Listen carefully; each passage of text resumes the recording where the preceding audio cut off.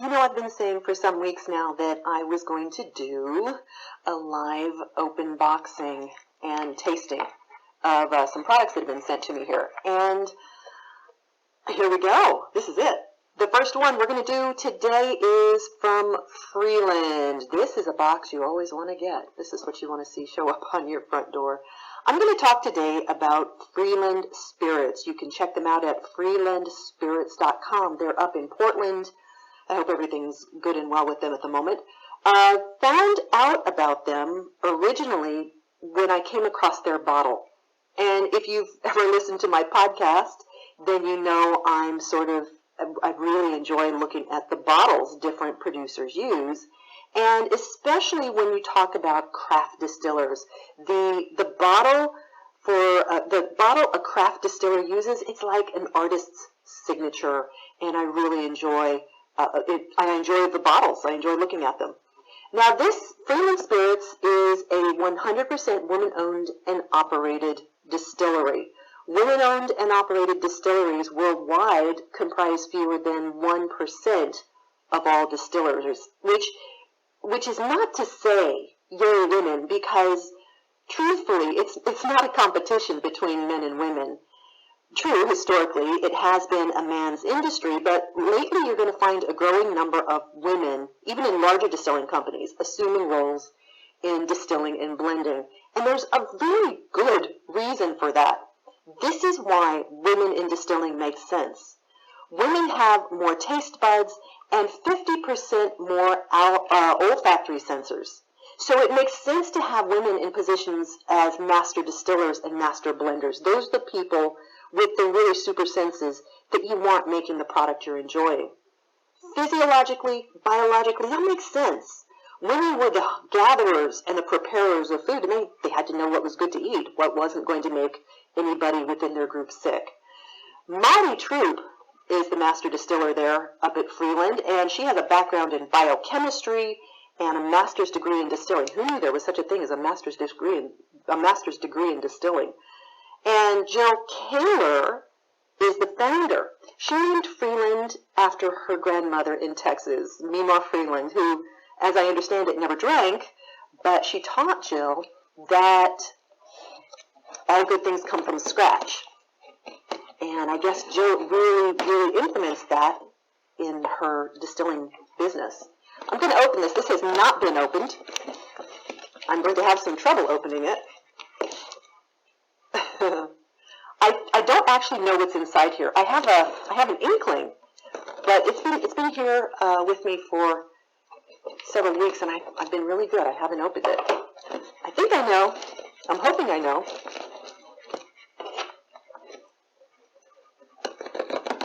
So it's owned and operated by women. That's all wonderful. But as far as being a craft distiller, where does their creative bench really come in? Well, I'm hoping that we're going to talk about this once I get it open. Let's turn this on its side. I'm probably going to make a mess all over my desk here. Looky here. Woohoo! Now, when I get this out, you're going to see what I'm talking about with these bottles.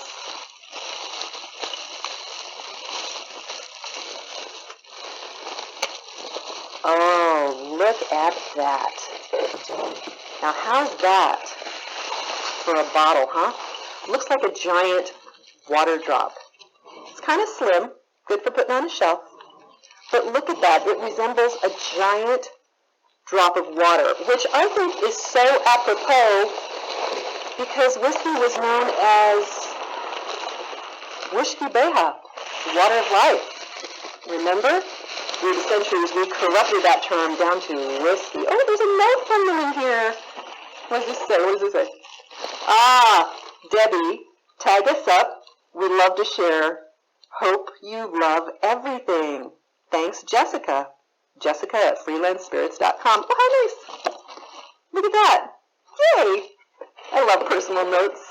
And there's also a nice little brochure, a recipe book. So what they sent me here is what I thought they were sending. I'm so glad to see it. Look at this mess. Oh my goodness. I'm just going to shove all that aside for the moment so we can talk about this. I've got a bottle of their bourbon. It's Freeland Spirits, Bourbon Whiskey, Portland, Oregon. 46% alcohol by volume. That means it's 92 proof. The tag says Freeland Bourbon pays homage to the South, to Grandma Freeland, the namesake, can you see that? The namesake of Freeland Spirits. Soft caramel, vanilla, and spice dance into the whiskey from charred American oak barrels. A final rest in Oregon's Elk Cove Pinot Noir barrels adds a flavor of the Pacific Northwest. Learn more about our women-owned and operated distillery at freelandspirits.com. Oh, they told me something I was going to tell you in a minute. Well, good for them. It's theirs. And then they sent me some of their gin. Freeland Spirits gin. Also, this one's 45% alcohol by volume. That's going to be 90 proof. Here's the, can you see that? I don't think the camera can quite catch that. The tag says, all the best things are made from scratch. And that's attributed to Mima Freeland. In my grandmother's honor, Freeland gin is crafted in small batches. We use a traditional copper still to draw out the piney aroma of juniper and the bright notes of citrus, and then use modern magic to marry the fresh flavors of cucumber, rosemary, mint, and thyme. Our woman-owned and operated distillery offers the best of the Pacific Northwest in every sip. Find recipes, inspiration, and more at our story in freelandspirits.com. Oh, look at the top of the bourbon, the cork on the bourbon bottle. This is bottle number 7 of just 4,435. I am really honored, ladies, that you sent me one of those. Thank you so much. It is a terrific honor to receive these from you and to have the privilege of tasting them here on my YouTube channel. Wow, this is really a mess. I'll just clean that up later. I'm just not going to worry about it. But again, look at the shape of that bottle. Isn't that just beautiful? And can you see the image here? You've got this lovely, I don't know what she is. She's a lovely lady holding up it almost looks like she's holding up an offering, doesn't it, of grain. And I know that in their gin, when they make their gin, this is one of their creative touches. They use a vacuum distilling process, a cold process, and it retains the delicate flavors of the botanicals. I think there's like 19 botanicals from the Pacific Northwest. So, here these are. I'm going to taste them. I'm going to talk to you about them. I have not tasted them before. Obviously, the bottles have not been opened. I'm just so excited about this. There we go. More garbage for my table. I'm going to try the gin first because the bourbon is going to be a more robust flavor, and I want to taste the more delicate flavors first. I'm still going to use a regular tasting glass. You see, it's got this narrow opening up here that concentrates the aromas. It's good for any distilled beverage. So let's pour ourselves a little pour here. Thank you, ladies. Here's to you. Freeland Spirits Gin. Gin is essentially at its most basic flavored vodka.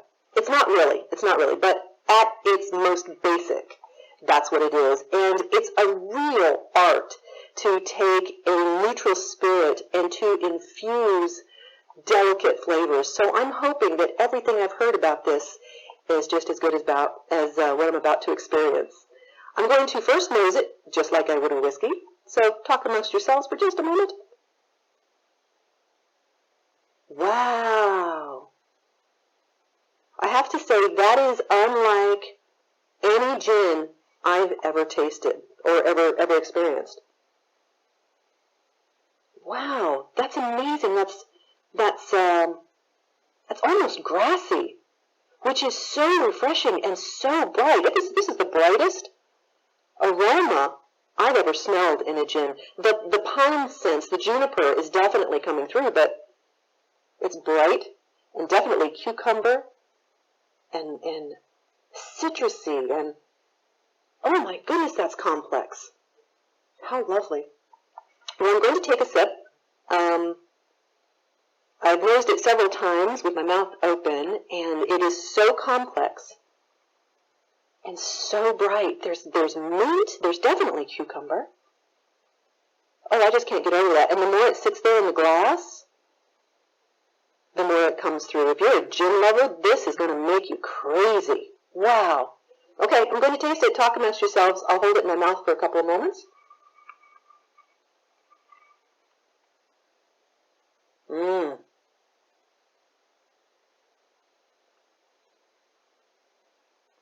Wow.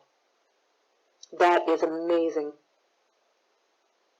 I mean, and don't forget, if you hold a liquor in your mouth 4 or 5 seconds before you swallow it, it really, really cuts back on the burn. And this one, there wasn't a lick of burn on this one. This one was amazing. I've never tasted such a smooth gin.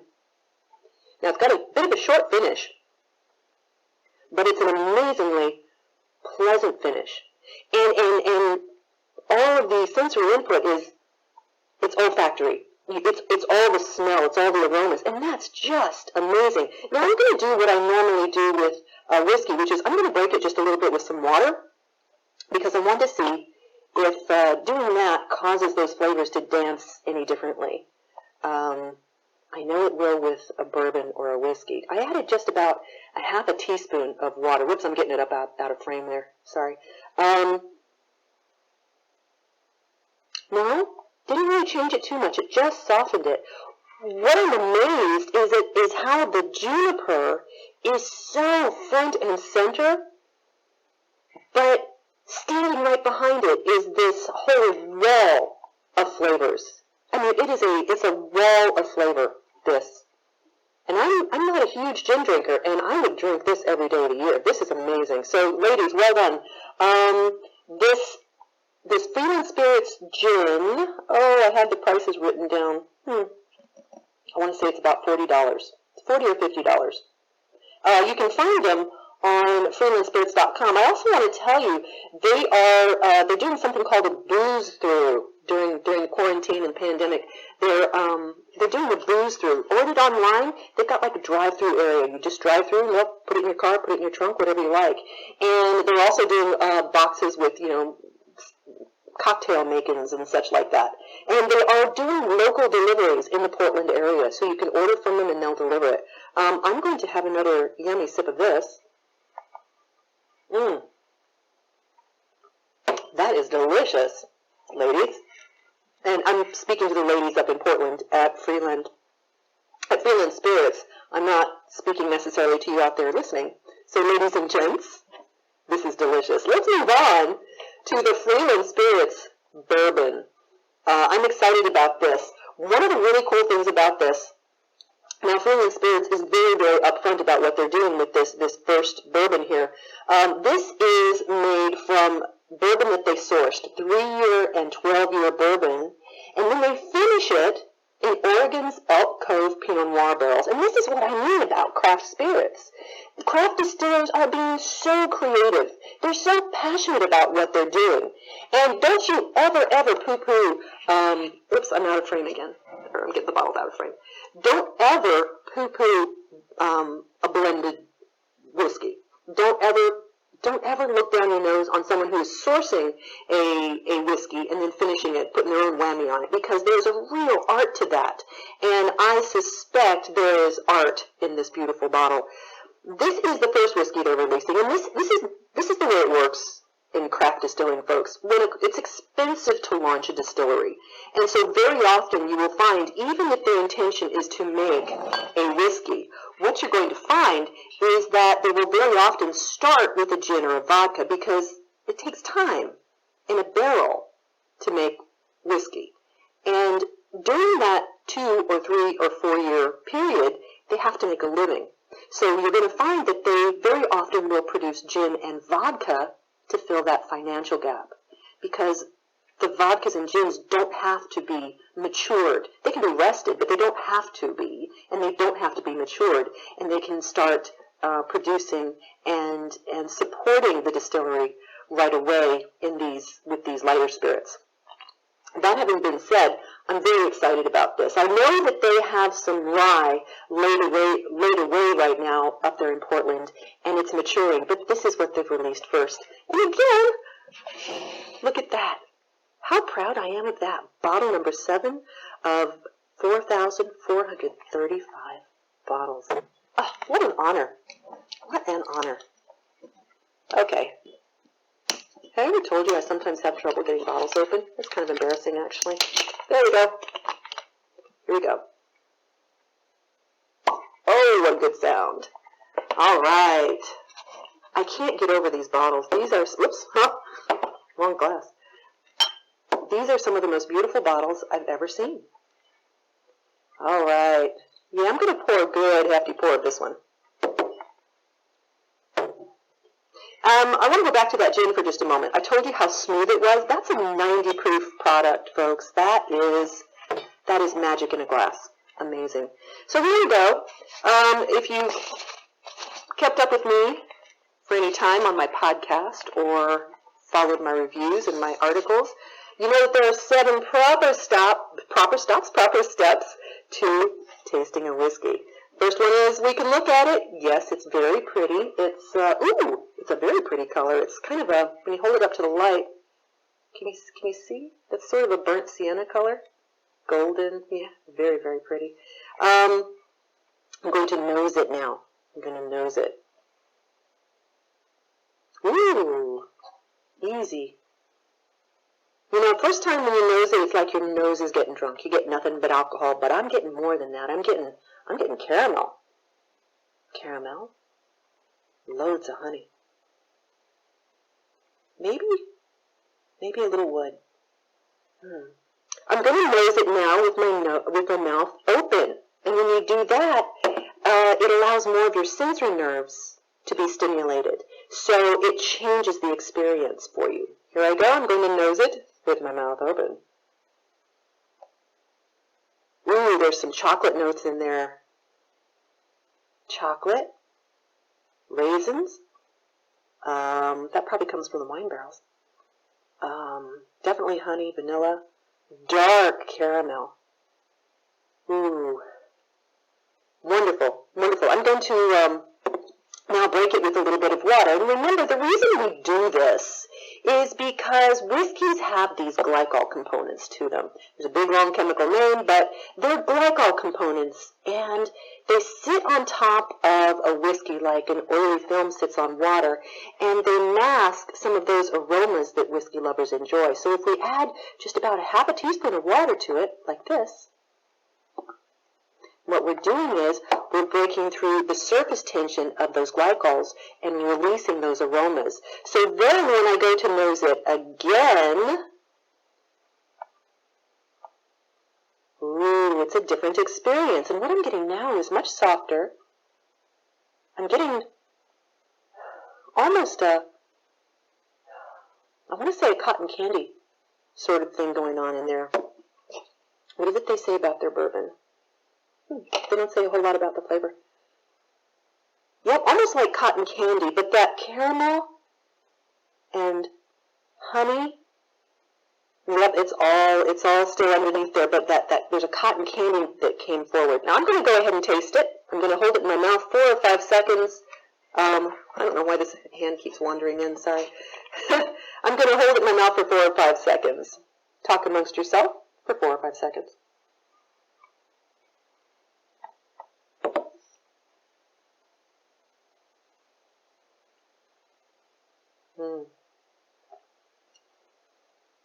That mouthfeel is just at the tip of the tongue and under the tongue. Really lovely, really gentle, especially for a 92 proof product. 92 proof, again. Kind of a medium finish. Doesn't linger super long. But the finish is it's a little spicy. It's a little woodsy. But it's calm. Oh, and there's that chocolate thing going on again. Boy, any ladies out there? No wonder it's made by ladies. Ladies love chocolate. Anybody out there who likes chocolate? This one has a lovely chocolatey, velvety chocolate thing going on. And a kind of a creamy finish to it as well. I'm going to taste it again.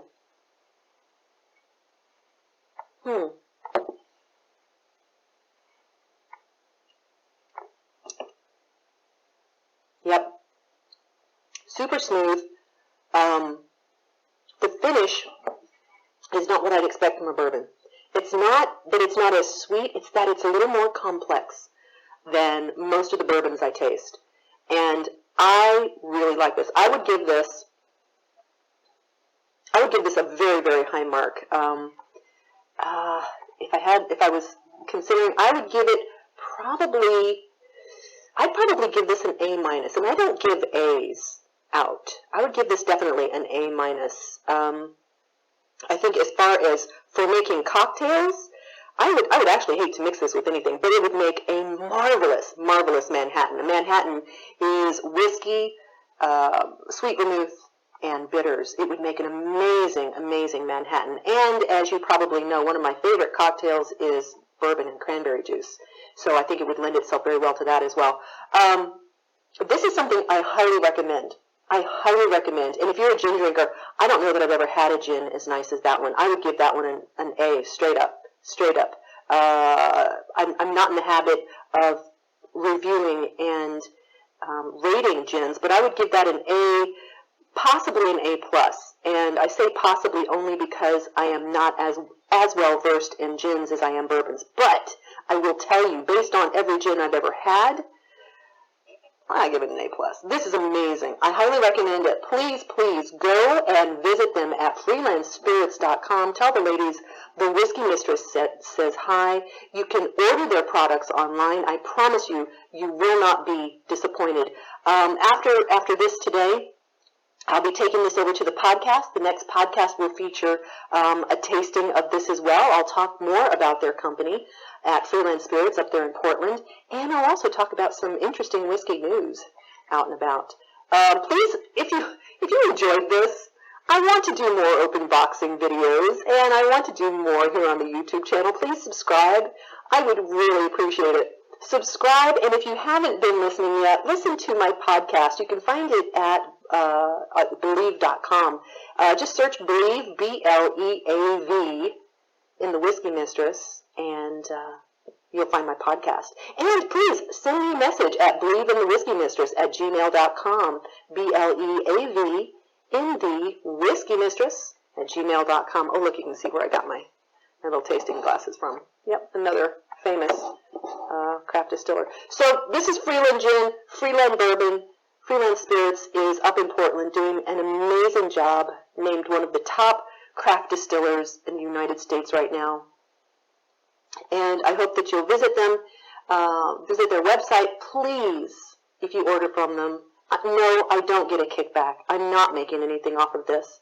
I'm a proponent of craft distillers, and I want them to do well. So let them know that their kindness to me has done some good, and tell them the Whiskey Mistress sent you. Check out my channel next time for another live open boxing event.